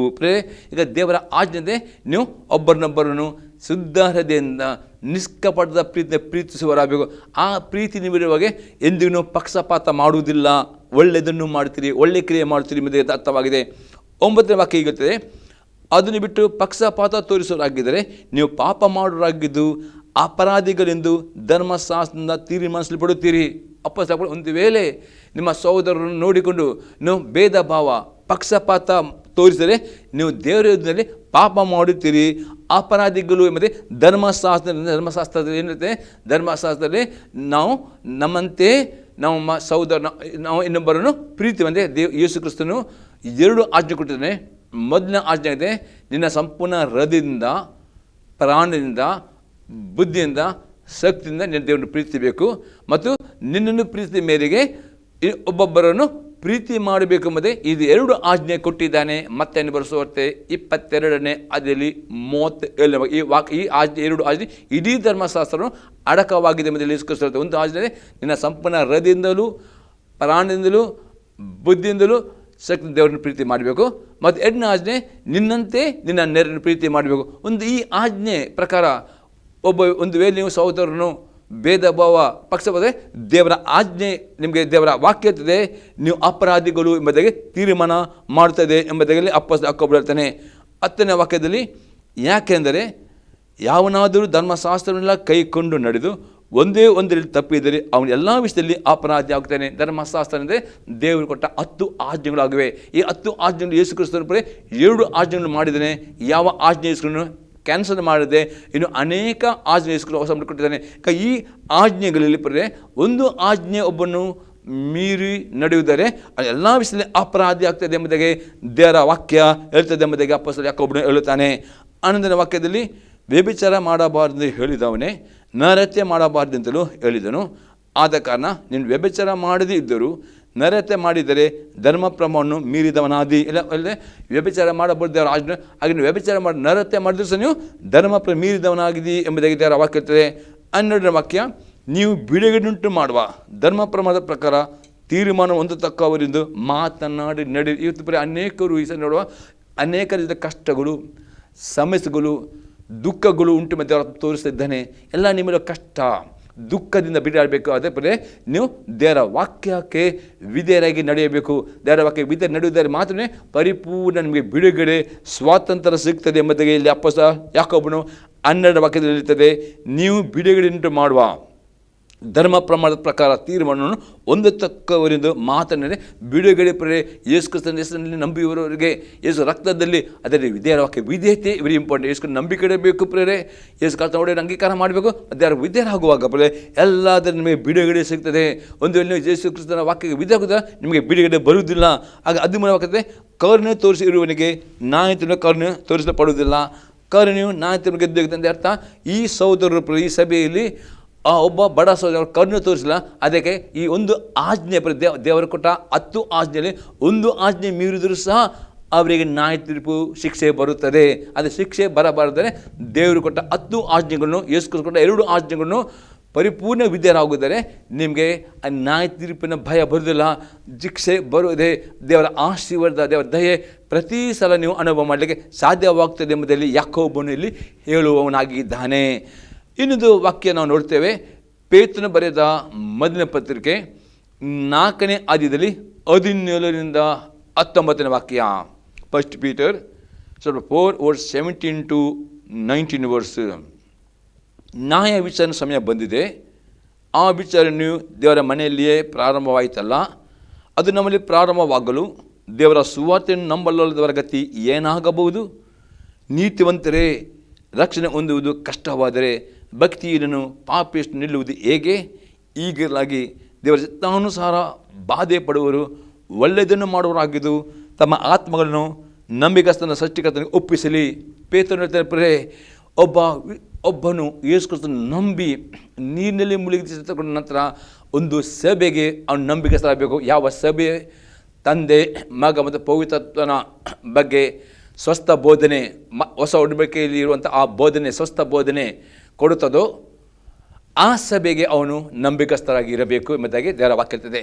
ಮತ್ತು ಆ ಸಭೆಯಲ್ಲಿ ಅವನು ನಂಬಿಕಸ್ಥರಾಗುವಾಗ ದೇವರ ಆ ಸಭೆಯಲ್ಲಿ ದೇವರ ಆತ್ಮನು ನಾವು ಪ್ರಕಾರ 7 ಸಭೆಯಲ್ಲಿ ಸಹ ಪವಿತ್ರಾತ್ಮನು ಮಾತನಾಡಿ ದೇವರ ಸೇವಕರ ಮುಖಾಂತರ ದೇವರ ಆತ್ಮನು ತನ್ನ ಜನರಿಗೆ ಬೇಕಾದ ಉಪದೇಶವನ್ನು ಕೊಟ್ಟೇ ಕೊಡುತ್ತಾನೆ. ಅದಕ್ಕೆ ದೇವರು ತನ್ನ ಸಭೆಯಲ್ಲಿ ಸಭಾಪಾಲಕರನ್ನು ಇಟ್ಟಿದ್ದಾನೆ.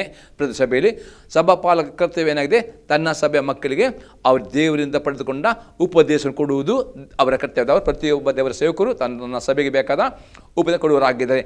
ಆ ದೇವರ ಮಕ್ಕಳು ತಮ್ಮ ಸಭೆಯಲ್ಲಿ ಆದಿತ್ಯ ದಿವಸ ಬೇರೆ ಉಪದೇಶ ಅದು ಪಾಲುಗಳಾಗಬೇಕು. ಅಷ್ಟೇ ಅಲ್ಲದೆ ದೇವರ ಸೇವಕರು ಕೊಡುವಂಥ ಉಪದೇಶವನ್ನು ಕೇಳಿ ಅವರು ವಿಧೇಯರಾಗಬೇಕು. ಈಗ ಒಂದು ವೇಳೆ ಒಬ್ಬ ವಿಶ್ವಾಸಿಯು ಯೇಸು ನಂಬಿಕೆ ಇಡ್ತಾನೆ, ನೀಲಿ ಮುಳುಗಿ ಸಭೆಗೆ ಬರುತ್ತಾನೆ, ಸಭೆಯ ಅನ್ಯ ನಂಬಿಕಸ್ಥನಾಗ್ತದೆ. ಅವನು ಎಂದಿಗೂ ಯಾವ ಕಾರಣ ಸಭೆ ಬಿಟ್ಟು ಹೋಗುದಿಲ್ಲ, ಯಾವತ್ತೂ ಸಭೆ ಮಿಸ್ ಮಾಡಿದ್ರೆ ಸಭೆಗೆ ನಂಬಿಕಸ್ಥ ಪ್ರತಿ ಆದಿತ್ಯವಾರ ಅವನು ಸಭೆಗೆ ಬರ್ತಾನೆ, ಉಪದೇಶ ನಂಬಿಕಸ್ತಾನೆ. ಆದರೆ ಅವನು ದೇವರ ವಾಕ್ಯಕ್ಕೆ ವಿಧೇಯತೆಯಲ್ಲಿ ಮಾತ್ರ ಅವನು ಪರಿಪೂರ್ಣ ವಿಧೇಯನಾಗುವುದಿಲ್ಲ, ಅವನು ದೇವರ ವಾಕ್ಯಕ್ಕೆ ಅವಿಧೇಯನಾಗುತ್ತಾನೆ.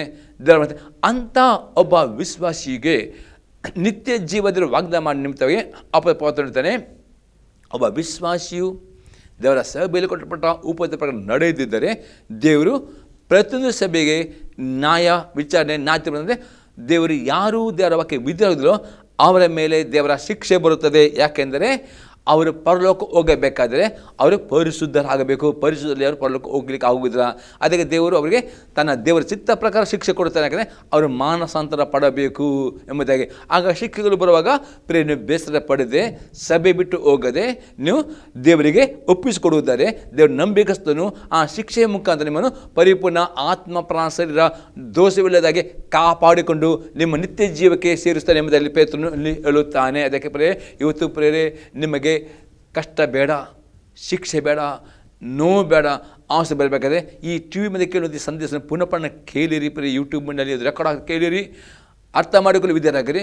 ಒಂದು ವೇಳೆ ಅದು ವಿಧೇಯರಾಗುವುದಿಲ್ಲ, ದೇವರು ತಕ್ಕ ಸಮಯದಲ್ಲಿ ತನ್ನ ಸಭೆ ಪ್ರತಿಯೊಂದು ಸಭೆಯಲ್ಲಿ ದೇವರ ಆತ್ಮನು ಯಾರು ಆ ಸಭೆಯಲ್ಲಿ ಉಪದೇಶ ನಡೆದಿಲ್ಲೋ ಆ ಸಭೆಯಲ್ಲಿ ದೇವರು ಅವಿಧೇಯರಾದವರಿಗೆ ದೇವ್ರ ಶಿಕ್ಷೆ ಅವಿಧೇಯರಾದವರಿಗೆ ದೇವರು ಶಿಕ್ಷೆ ಕೊಡುತ್ತಾನೆ. ಯಾಕೆಂದರೆ ಅವರು ಪರಲೋಕ ಹೋಗಬೇಕಾದರೆ ಅವರು ನೀತಿವಂತರಾಗಿ ಪರಿಶುದ್ಧರಾಗಿ ಪರಲೋಕ ಹೋಗಬೇಕು. ಅದೇ ಅವರು ಪರಿಶುದ್ಧ ನಡೆಸುತ್ತಾನೆ. ಆ ಶಿಕ್ಷೆಗಳು ಬರುವಾಗ ನೀವು ಸಭೆಯನ್ನು ಬಿಟ್ಟು ಹೋಗಬಾರದು, ದೇವರ ಸಭೆಯನ್ನು ದೂರಬಾರದು. ಆ ಶಿಕ್ಷೆ ಬರುವಾಗ ದೇವರಿಗೆ ಒಪ್ಪಿಸಿಕೊಡುತ್ತಾರೆ. ದೇವರು ನಂಬಿಕಸ್ಥನು. ದೇವರು ಆ ಶಿಕ್ಷೆ ಮುಖಾಂತರ ನಿಮ್ಮನ್ನು ಪರಿಪೂರ್ಣ ಮಾಡುತ್ತಾನೆ. ಆತ್ಮದಲ್ಲಿಯೂ ಪ್ರಾಣದಲ್ಲಿಯೂ ಶರೀರದಲ್ಲಿ ನಿಮಗೆ ನಿರ್ದೋಷಗಳನ್ನು ಮಾಡಿಕೊಂಡು ನಿಮ್ಮ ನಿತ್ಯ ಜೀವಿತಕ್ಕೆ ಹೋಗ್ತಾನೆ ಎಂಬುದಾಗಿ ಇದರ ಅರ್ಥ ಆಗಿದೆ ಈ ವಾಕ್ಯದ ಪ್ರಕಾರ. ಇನ್ನೊಂದು ವಾಕ್ಯ ನೋಡುವ, ಪೇತ್ರನ ಬರೆದ ಮೊದಲನೇ ಪತ್ರಿಕೆಯಲ್ಲಿ 5ನೇ 10ನೇ ವಾಕ್ಯ, 1 Peter 5:10. ಕ್ರಿಸ್ತನಲ್ಲಿ ನಿಮ್ಮನ್ನು ತನ್ನ ನಿತ್ಯ ಪ್ರಭಾವಕ್ಕೆ ಕರೆದ ಕೃಪಾಪೂರ್ಣದ ದೇವರು ತಾನೇ ನೀವು ಸ್ವಲ್ಪ ಕಾಲ ಬಾಧೆಪಟ್ಟ ಮೇಲೆ ನಿಮ್ಮನ್ನು ಯೋಗ್ಯ ಸ್ಥಿತಿಗೆ ತಂದು ನೆಲೆಗೊಳಿಸಿ ಬಲಪಡಿಸುವನು. ಇಲ್ಲಿ ಅಪಸ್ಪರ್ತದೆ ಕ್ರಿಸ್ತನಲ್ಲಿ ನಿಮ್ಮನ್ನು ತನ್ನ ನಿತ್ಯ ಯೇಸು ಕ್ರಿಸ್ತನ ಮುಖಾಂತರ ದೇವರು ನಿಮ್ಮನ್ನು ನಿತ್ಯ ಜೀವಕ್ಕೆ ದೇವರ ಕರೆ ಯಾರು ನಂಬಿಕೆ ಇಟ್ಟಿದ್ದೀರೋ, ನೀಲಿ ಮುಳುಗಿ ತಂದುಕೊಂಡಿದ್ದರೋ, ಕರ್ತನ ಸಭೆಯಲ್ಲಿ ಕಡೆ ತನ್ನ ನಂಬಿಕೆ ಅವರನ್ನು ದೇವರು ನಿತ್ಯ ಜೀವಕ್ಕೆ ಕರೆದಿದ್ದಾನೆ. ಅದಕ್ಕೋಸ್ಕರ ಕೃಪಾಪೂರ್ಣ ದೇವರು ನೀವು ಸ್ವಲ್ಪ ಕಾಲ ಬಾಧೆ ಪಟ್ಟ ಮೇಲೆ ನಿಮ್ಮನ್ನು ಯೋಗಿಸ್ತಿದ್ದ ತಂದು ನೆಲೆಗೊಳಿಸಿ ಅರ್ಥ ಸ್ವಲ್ಪ ಕಾಲ. ಒಂದು ವೇಳೆ ನಿಮ್ಮ ಜೀವಿತದಲ್ಲಿ ಇನ್ನೂ ಪಾಪಕ್ಕೆ ಪಶ್ಚಾತ್ತಾಪ ಪಡೆದಿಲ್ಲೋ, ಇನ್ನೂ ಪಾಪಕ್ಕೆ ದಾಸರಾಗ ದೇವರು ನಿಮ್ಮನ್ನು ನಿತ್ಯ ಜೀವಕ್ಕೆ ಕರೆದಿದ್ದಾನೆ. ಅದಕ್ಕೆ ದೇವರು ನಿಮ್ಮನ್ನು ಸ್ವಲ್ಪ ಕಾಲ ಕಷ್ಟ, ವೇದನೆ, ನೋವುಗಳ ಮುಖಾಂತರ, ಶಿಕ್ಷೆ ಮುಖಾಂತರ ನಿಮ್ಮನ್ನು ಬಾಧೆಗೆ ಒಳಪಡಿಸಿಕೊಂಡು ಆ ಬಾಧೆಯಲ್ಲಿ ನೀವು ಪರಿಪೂರ್ಣ ನಿಮಗೆ ಯೋಗ್ಯ ಸ್ಥಿತಿ ತಂದು ನಿಮ್ಮನ್ನು ಆತನ ಪರಲೋಕಕ್ಕೆ ಸೇರಿಸ್ತಾನೆ. ಇದರ ಅರ್ಥವಾಗಿದೆ. ಯಾಕೆಂದರೆ ಪರಲೋಕ ಹೋಗಬೇಕಾದರೆ ನಿಮ್ಮ ಆತ್ಮದಲ್ಲಿಯೂ ಪ್ರಾಣದಲ್ಲಿಯೂ ಸಹ ನಿರ್ದೋಷಗಳಾಗಬೇಕು ಎಂಬುದಾಗಿ ನಾವು ಇನ್ನೊಂದು ವಾಕ್ಯ ನೋಡುವ 1ನೇ ಥೆಸಲೋನಿಕದವರಿಗೆ ಬರೆದ ಪತ್ರಿಕೆ 5ನೇ ಅಧ್ಯಾಯದಲ್ಲಿ 23 ಮತ್ತು 24ನೇ ವಾಕ್ಯ. 1 Thessalonians 5:23 and 24. ಶಾಂತಿದಾಯಕ ದೇವರು ತಾನೇ ನಿಮ್ಮನ್ನು ಪರಿಪೂರ್ಣವಾಗಿ ಪವಿತ್ರ ಮಾಡಲಿ. ನಮ್ಮ ಕರ್ತನಾದ ಯೇಸು ಕ್ರಿಸ್ತನು ಪ್ರತ್ಯಕ್ಷನಾದಾಗ ನಿಮ್ಮ ಆತ್ಮ ಪ್ರಾಣ ಶರೀರಗಳು ದೋಷವಿಲ್ಲದೆ ಸಂಪೂರ್ಣ ಕಾಣಿಸುವಂತೆ ಕಾಪಾಡಪಡಲಿ.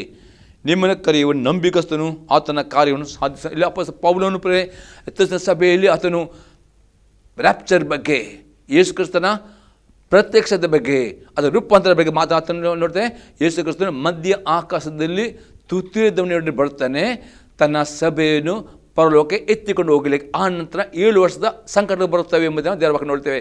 ಆಗ ಪೌಲ್ ಹೇಳ್ತಾನೆ, ಆ ಒಂದು ಯೇಸುವ ಪ್ರತ್ಯಕ್ಷಕ್ಕೆ ಯಾರು ನಂಬಿಕೆ ಇಟ್ಟುಕೊಂಡು ತನ್ನ ಶರೀರ ಆತ್ಮನಲ್ಲಿ ನಿರ್ದೇಶ ಸತ್ತು ಹೋಗಿದ್ರೆ ಅವರು ಮೊದಲು ಎದ್ದು ಬರ್ತಾರೆ. ಮತ್ತು ಜೀವಂತ ಇರುವವರೇ ಕರ್ತನ ಒಟ್ಟಿಗೆ ಆ ಮೇಘ ವಿಮಾನದಲ್ಲಿ ಅವರ ಪಕ್ಕನೆ ಪರಲೋಕ ಒಯ್ಲು ಪಡ್ತಾರೆ ಎಂಬುದೇ ನಾವು 4ನೇ ಅಧ್ಯಾಯದಲ್ಲಿ ನಾವು ಓದ್ತೇವೆ. ಅದಕ್ಕೆ ಈಗ ನಿಮಗೆ ಯೇಸು ಕ್ರಿಸ್ತನು ನಿಮಗೆ ಪರಲೋಕಕ್ಕೆ ನಿಮಗೆ ಎತ್ತಿಕೊಂಡು ಹೋಗುವಂತೆ ಒಬ್ಬ ವಿಶ್ವಾಸಿಗೆ ಮರಣ ಉಂಟು. ಈ ಮರಣದ ಇಮಿಡಿಯೇಟ್ ನಿಮ್ಮ ಆತ್ಮ ಪರಲೋಕಕ್ಕೆ ಸೇರಬೇಕಾದ್ರೆ ನೀವು ಪ್ರತಿಯೊಬ್ಬರು ಈ ಪ್ರಾರ್ಥನೆ ಮಾಡಬೇಕು. ದಿನ ನಿಮ್ಮ ವ್ಯಕ್ತಿಗತವಾಗಿ ಈಗ ಇಲ್ಲತ್ತದೆ. ಅಪೊಸ್ತಲನು ಪೌಲನು ಆ ಸಭೆಗೆ ಸಹ ಪ್ರಾರ್ಥನೆ ಮಾಡ್ತಾರೆ. ಏನೆಂದರೆ ದೇವರು ತಾನೇ ನಿಮ್ಮಂತೆ ಅಪೊಸ್ತಲನು ಪೌಲನು ಆ ಥೆಸಲೋನಿಕ ಸಭೆಗೆ ಪ್ರಾರ್ಥನೆ ಮಾಡ್ತಾರೆ. ಆ ಸಭೆಯ ಪ್ರತಿಯೊಬ್ಬ ವಿಶ್ವಾಸಿಗಳು ಯೇಸು ಪ್ರತಿಜ್ಞೆ ಆದಾಗ ನಿಮ್ಮ ಆತ್ಮ ಪ್ರಾಣ ಸರು ದೋಷವಿಲ್ಲದೆ ಸಂಪೂರ್ಣ ಕಾಣಿಸೋದು ಕಾಪಾಡಪಡಲಿ. ಈ ರೀತಿ ನೀವು ಪ್ರಾರ್ಥನೆ ಮಾಡಿದ್ರೆ ದೇವರು ನಂಬಿಕೆಯಾಗಿದ್ದಾನೆ.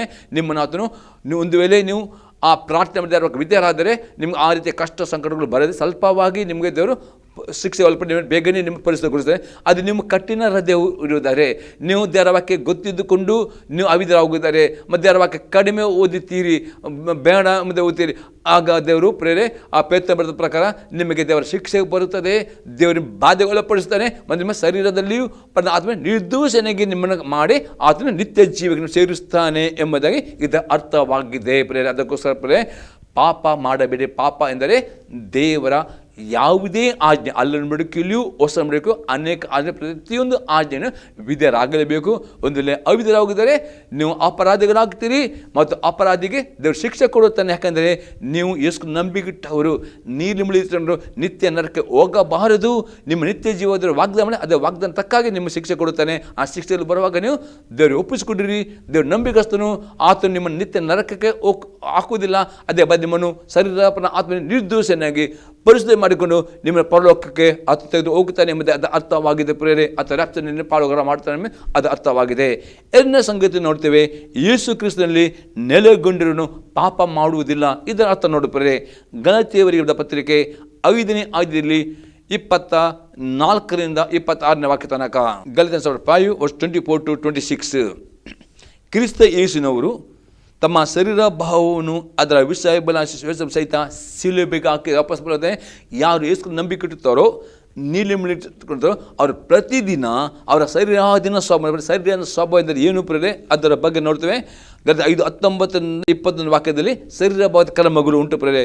ಅದು 5:19-20 ವಾಕ್ಯ ಓದ್ತೇನೆ.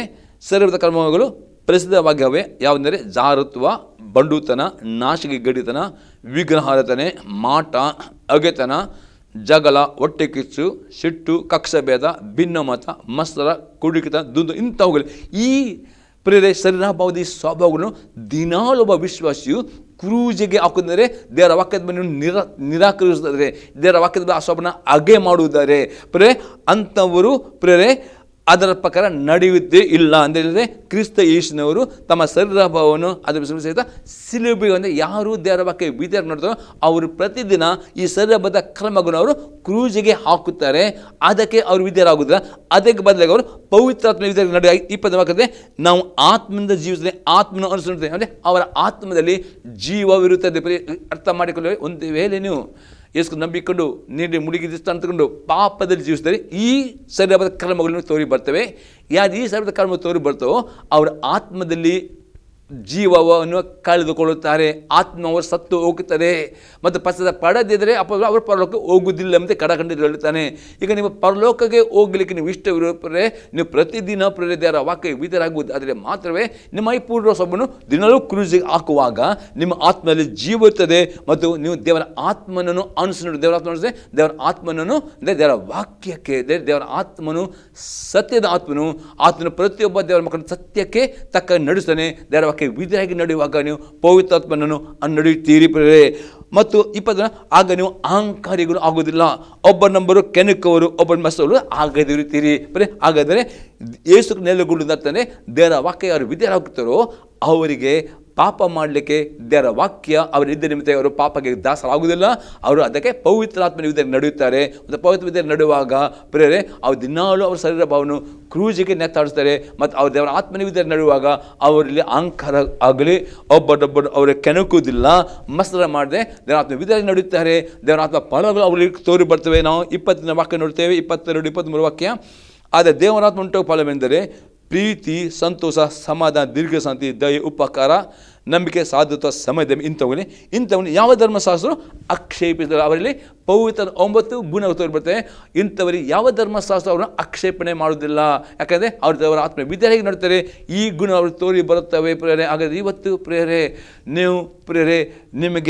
ನೀವು ಯೇಸು ಕ್ರಿಸ್ತನಲ್ಲಿ ನೆಲೆಗೊಳ್ಳುವುದು ಅತಿ ಅಗತ್ಯ.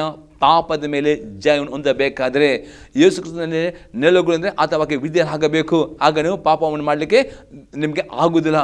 ಆದರೆ ಅವಿದ್ಯರಾದರೆ ಈ ಲೋಕದಲ್ಲಿ ಇರುವ ಅವಿದ್ಯದ ಆತ್ಮ ಈ ವಾಯುಮಂಡಲದಲ್ಲಿ ದೇವರ ವಾಕ್ಯ ಯಾರು ಅವಿದ್ಯರಾಗ್ತಾರೋ ಅವರಿಗೆ ದುರಾತ್ಮ ಅವರ ಮನಸ್ಸನ್ನು ಹಿಡಿದುಕೊಳ್ಳುತ್ತೆ. ಆ ದುರಾತ್ಮ ಅವರ ಅವಿದ್ಯೆ ಆ ಆತ್ಮವನ್ನು ಹಿಡಿದುಕೊಳ್ಳುತ್ತದೆ. ಆ ದುರಾತ್ಮನ್ನು ಹಿಡಿದುಕೊಳ್ಳಬಾರದು.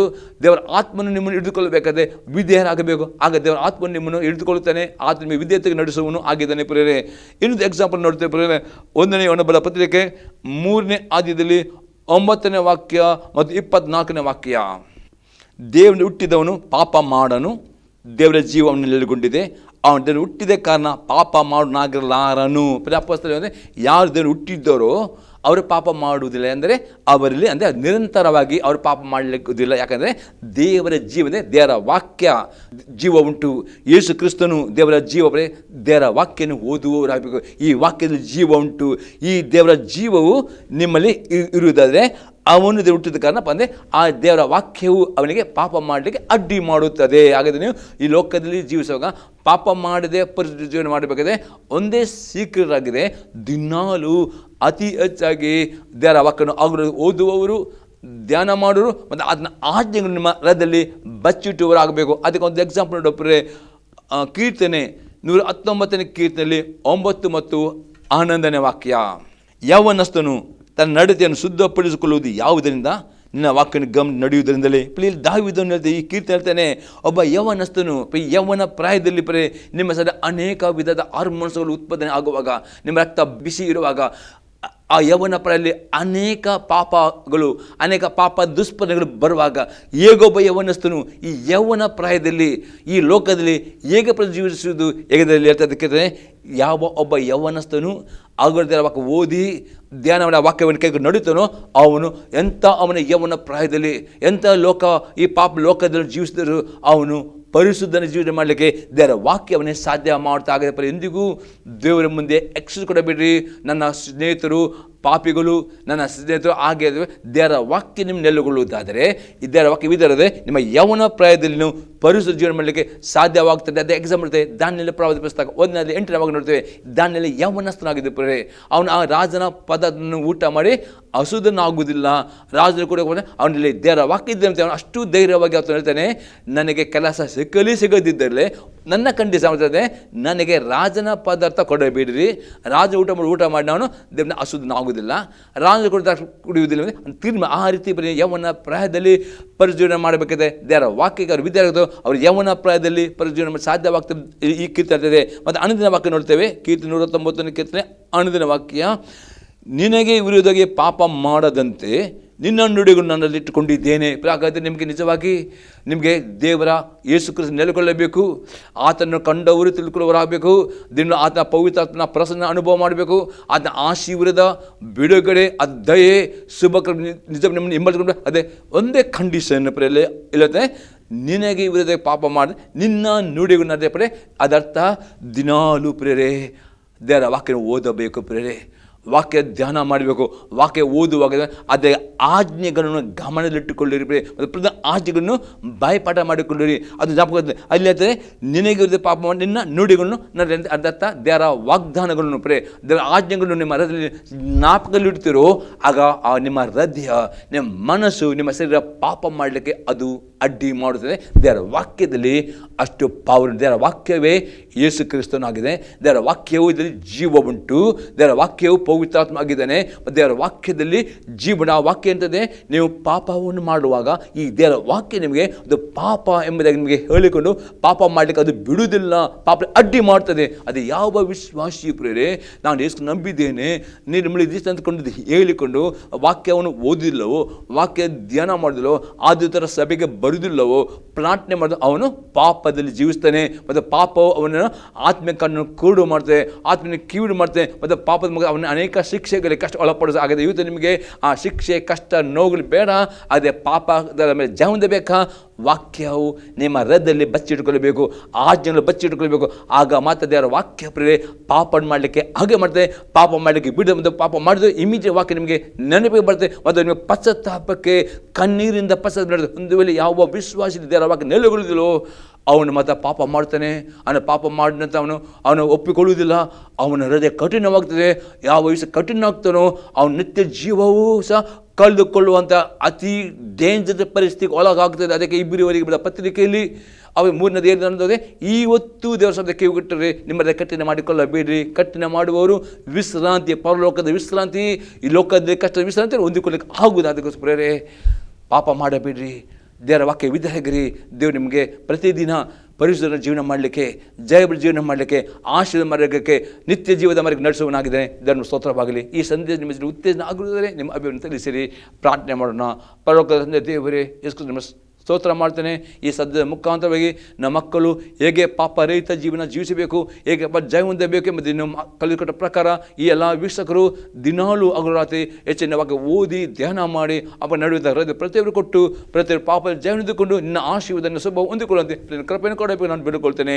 ಯೇಸು ಕ್ರಿಸ್ತ ನಾಮದಲ್ಲಿ ಬೇಡುತ್ತೇನೆ, ಆಮೇನ್. ನಾನು ಬೇಡಿಕೊಳ್ಳುವ ತಂದೆಯವರ ಪ್ರೀತಿಯು, ಯೇಸು ಕ್ರಿಸ್ತನ ಕೃಪೆಯು, ಪವಿತ್ರಾತ್ಮನ ಅನ್ಯೋನ್ಯತೆಯು ಸದಾಕಾಲವು ಈ ಸಣ್ಣ ಪ್ರತಿಯೊಬ್ಬರ ಇರಲಿ.